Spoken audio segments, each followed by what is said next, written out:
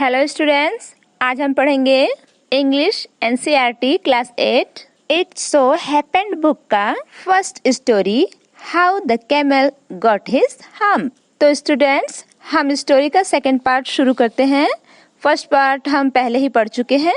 The Djinn remonstrated with the camel who said hump. Djinn camel को भरोसा दिलाता है, जिन ऊंट को विश्वास दिलाता है, उसे भरोसा दिलाता है जो हम्प बोला करता था। The camel's beautiful back suddenly grew a lump which was the camel's hump. ऊंट की सुंदर सी पीठ अचानक से ही उभर कर बढ़ गई, जो ऊंट का कुबड़ था।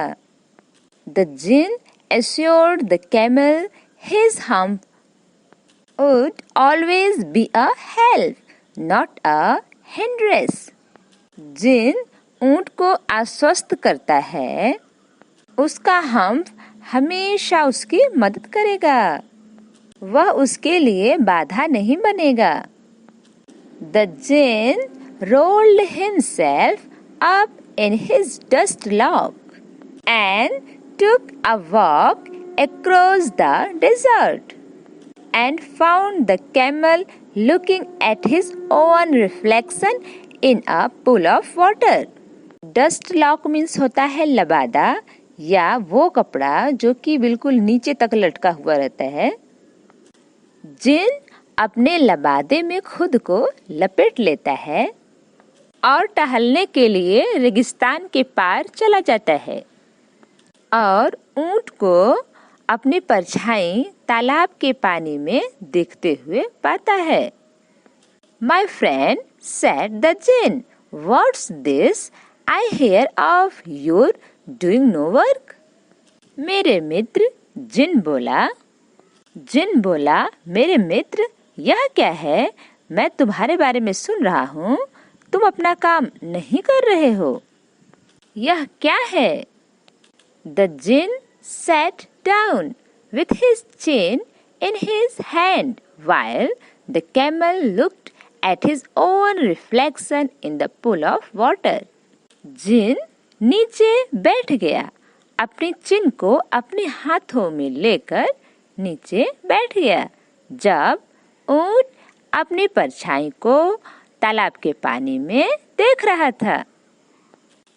You have given the 3 extra work even since Monday morning.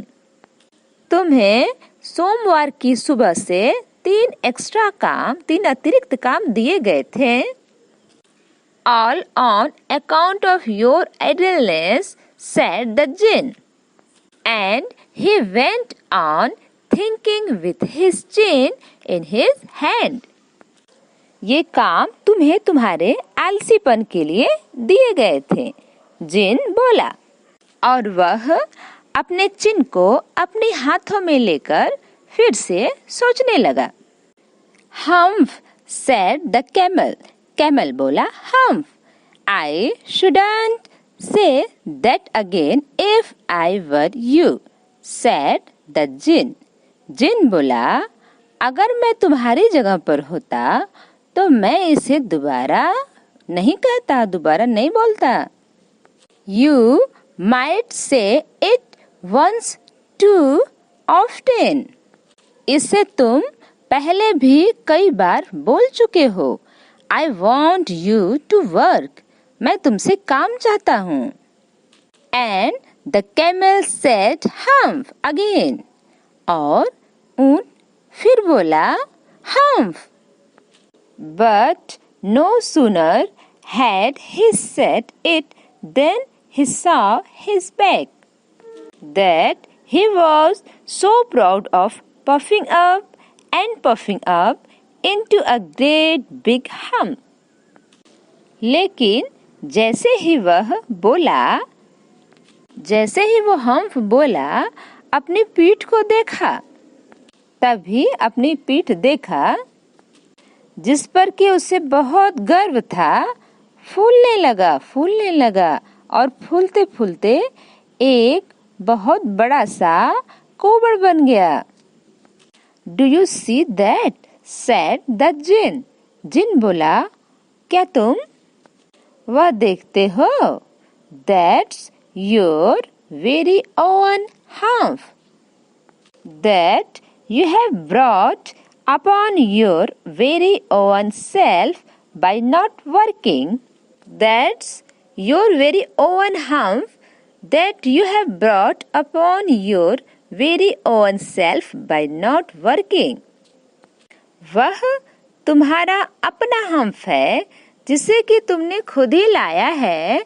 Upon your very own self by not working, तुमने उसे खुद ही लाया है काम ना करके। काम ना करने की वजह से तुमको ये इतना बड़ा सा कुबड़ निकल आया है। टुडे इज थर्सडे, आज थर्सडे है। And you have done no work since Monday, और तुमने सोमवार से कोई काम नहीं किया है। When the work began, now you are going to work. जब से काम शुरू हुआ है, now you are going to work, अब तुम काम करने जाओ। How can I set the camel? Camel बोला, मैं कैसे कर सकता हूँ? With this hump on my back. इस हम्फ के साथ जो कि मेरे पीठ पर है, उसके साथ मैं काम कैसे कर सकता हूँ? That has a purpose, said the जिन। जिन बोला, इसका भी एक उद्देश्य है। All because you missed those 3 days. क्योंकि तुमने उन 3 दिनों को मिस कर दिया है, यानी उन शुरुआत के 3 दिनों में तुमने काम नहीं किया है। ये इसका वजह है। You will be able to work now for 3 days without eating because you can live on your hump. अब तुम लगातार बिना कुछ खाए 3 दिनों तक लगातार काम कर सकते हो because you can live on your hump, क्योंकि तुम अपने हम्फ के साथ जियोगे, यानी तुम अपने हम्फ के साथ, अपने कुबड़ के साथ बिना कुछ खाए 3 दिनों तक लगातार काम कर सकते हो। एंड डोंट यू एवर से I never did anything for you, और ऐसा कभी मत कहना कि मैंने तुम्हारे लिए कुछ भी नहीं किया है। Come out of the desert and go to the tree and behave. रेगिस्तान के बाहर जाओ और उन तीनों को ज्वाइन करो या उन तीनों के साथ लग जाओ। एंड बिहेव, और करो, यहाँ पे इसका मतलब हो जाएगा कि अब काम करो। And the camel went away to join the tree, और ऊंट उन तीनों को ज्वाइन करने के लिए, उनके साथ होने के लिए चला गया। And from that day to this the camel always wears a hump, और उस दिन से आज तक हमेशा ऊंट एक हम्फ धारण किए हुए होता है, यानी हम्फ उसको हो गया तभी से। We call it hump now, not the hurt his feelings. We call it hump. हम इसे हम्फ कहते हैं। अब हम इसे हम्फ कहते हैं, उसकी फीलिंग्स को, उसकी भावनाओं को ठेस ना लगे, इसके लिए हम उसे हम्फ ना बोलकर हम्प कहते हैं। But he has never yet catch up with the 3 days that he missed at the beginning of the world. लेकिन वह अभी तक अपने उन 3 दिनों के काम की भरपाई नहीं कर पाया है, जिसे कि वह दुनिया की शुरुआत में ही मिस कर दिया था, छोड़ दिया था। And he has never yet learned how to behave. और उसने आज तक यह नहीं सीखा है कि किस तरह से काम किया जाए। तो यहाँ पे आपकी स्टोरी खत्म हो गई स्टूडेंट्स, और ये स्टोरी आपको कैसी लगी आप हमें जरूर बताइएगा। ओके।